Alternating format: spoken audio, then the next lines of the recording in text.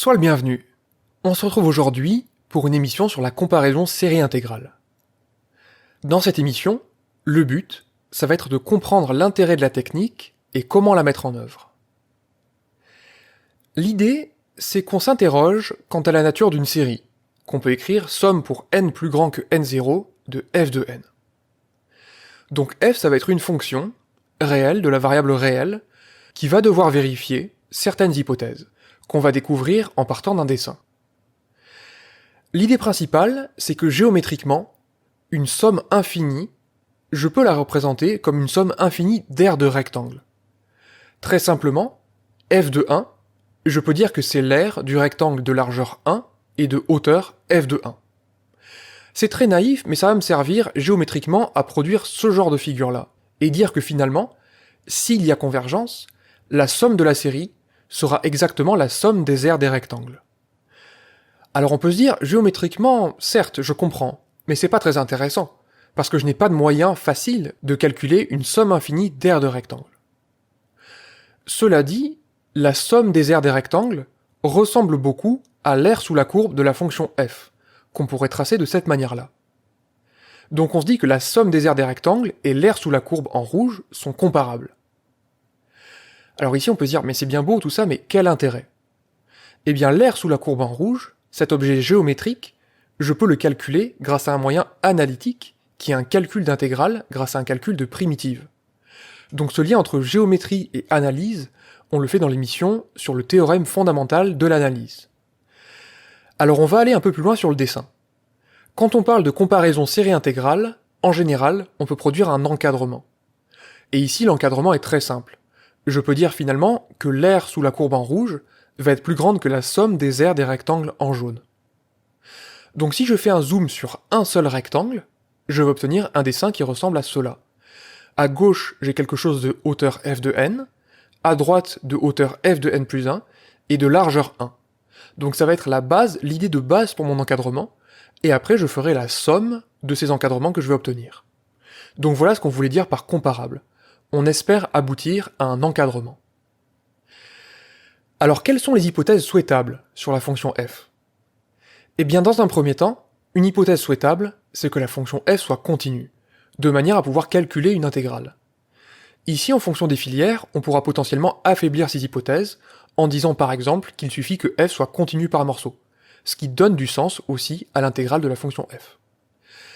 De la même manière, on aimerait bien supposer que la fonction f est monotone, de manière à pouvoir faire un dessin comme ce que j'ai appelé zoom.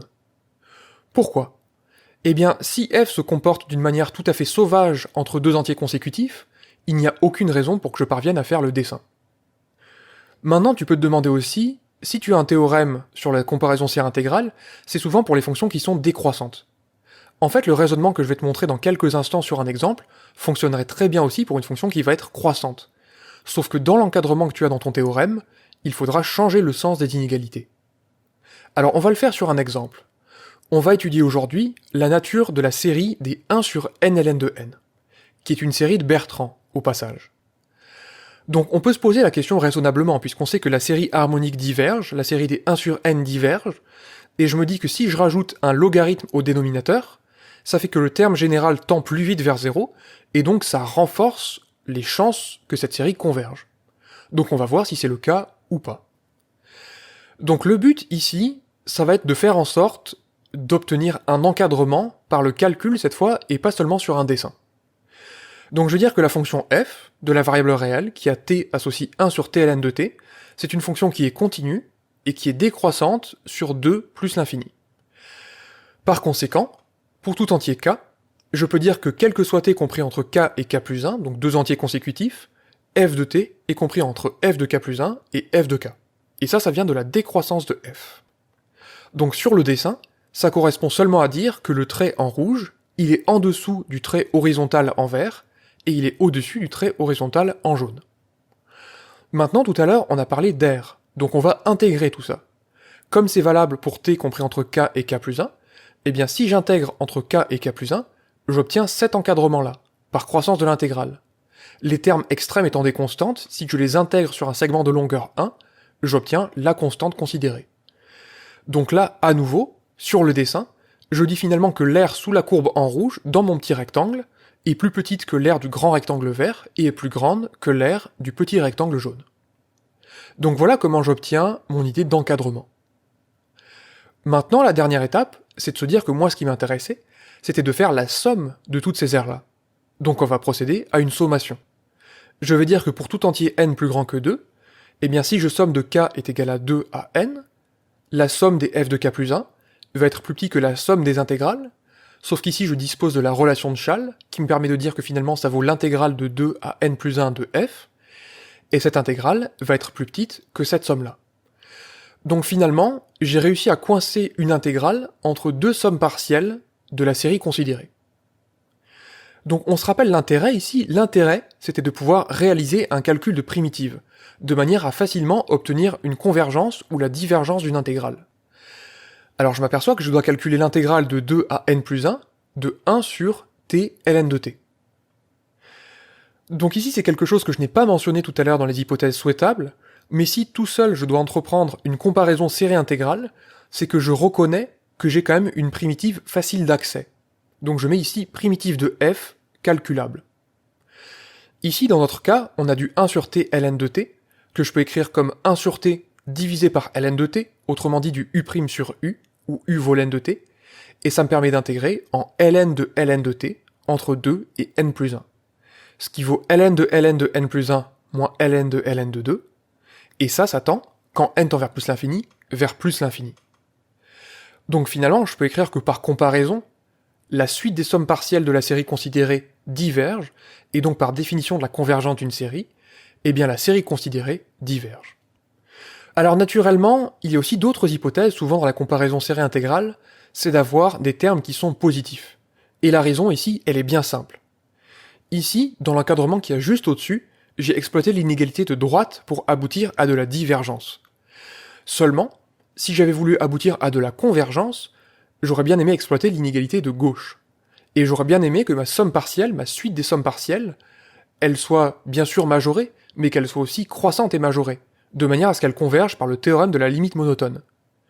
Et une très bonne manière d'obtenir que la suite des sommes partielles est croissante, eh bien c'est que les termes de la série sont positifs, puisque je vais passer d'une somme partielle à la suivante en ajoutant un terme positif. Mais comme tu le vois ici, le mieux ça reste encore de pouvoir esquisser mentalement la démonstration, de manière à savoir exactement de quelles hypothèses on a besoin. Si tu veux faire la démonstration dans le cas convergent, je te suggère tout simplement d'étudier la nature de la série des 1 sur n carré. Alors pour terminer, je te dirais que notre résultat ici, il est assez décevant. Puisqu'en fait on obtient finalement que ça diverge. Mais j'aimerais bien dire que ça diverge très très lentement.